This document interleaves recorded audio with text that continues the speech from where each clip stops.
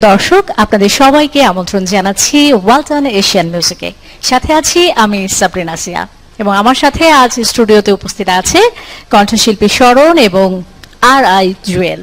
আর.আই. জুয়েলের বিস্তারিত পরে জানবো, আগে বলো তোমরা কেমন আছো? ভালো আছো। তোমাদের আমন্ত্রণ আমাদের স্টুডিওতে আসবার জন্য। দর্শক আমাদের শিল্পীদের সাথে কথা বলতে চাইলে স্ক্রলে দেওয়া নাম্বারে ফোন করতে পারেন। এই অনুষ্ঠানটি আপনারা সরাসরি দেখছেন এশিয়ান টেলিভিশন এবং একই সাথে শুনতে পাবেন এশিয়ান রেডিও 90.8 FM এ। আমরা গানে চলে যাব। শরণকে দিয়ে শুরু করি। শরণ, কোন গানটি শোনাবে? প্রথমে একটি দেশের গান দিয়ে শুরু করছি, তাহলে আরো ভালো হয়। গানটি আমারই গাওয়া। আচ্ছা, লিখেছেন শ্রদ্ধেয় শফিউদ্দিন শিকদার এবং সুর করেছেন মোহাম্মদ ইসহাক। গানটি করছি, শুনি।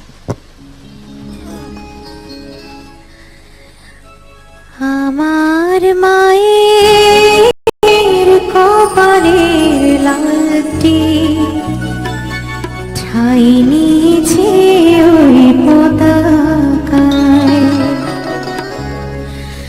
আমার মায়ের কপালের লালটি ঠাই নিয়েছে ওই পতাকায়।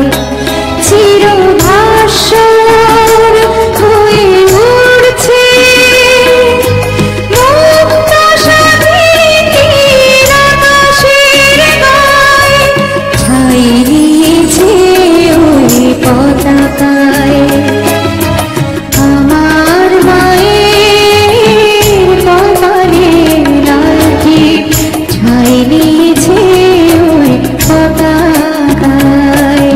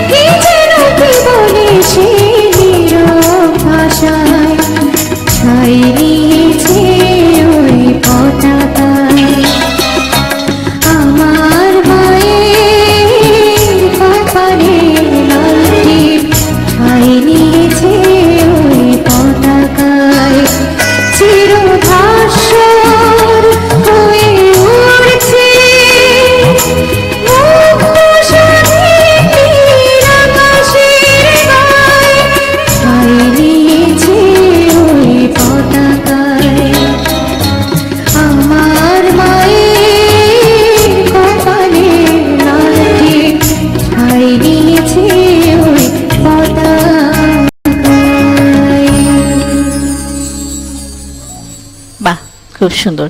এই গানটি বলছিলে তোমার গাওয়াই, সো এই গানটি গাওয়ার সুযোগ হলো কিভাবে? এটার পিছনের ছোট্ট করে গল্পটা শুনি।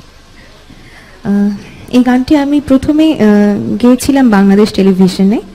তো হঠাৎ একদিন শফিউদ্দিন শিকদার আঙ্কেল আমাকে ডেকে পাঠালেন যে তোমার জন্য তো একটা গান লিখেছি, তুমি গাইতে পারবে কিনা, তুমি একটু এসে শুনে যাও। তো আমি গিয়েছিলাম। তো উনি মোহাম্মদ ইসহাক আঙ্কেল, উনিও ছিলেন ওখানে।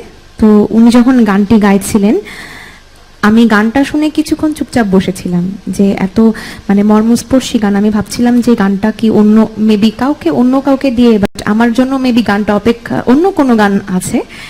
তো গানটা যখন মোহাম্মদ ইসহাক আঙ্কেল হারমোনিয়ামে বাজাচ্ছিলেন, গাচ্ছিলেন, তো কিছুক্ষণ পরে শফি আঙ্কেল আসলেন। শফি আঙ্কেল এসে বললেন যে তুমি শুনে নিয়েছো গানটা, এটা কিন্তু তোমাকে গাইতে হবে, অনেক আবেগ দিয়ে গাইতে হবে। আচ্ছা, তো আমি খুব ভালো লাগছিল তখন যে আসলে এই এত সুন্দর গানটা যে আসলে আমার হবে, এভাবেই হয়ে গেল হঠাৎ করে। বাহ। জুয়েলের কাছে চলে আসি। জুয়েল, কোন গানটি দিয়ে শুরু করতে চাও? আমার খুব পছন্দের একটি গান, খুব সবারই পছন্দের গান, আমারও খুব পছন্দের গান, আচ্ছা, আগে যদি জানতাম। ও আমাদেরও পছন্দের।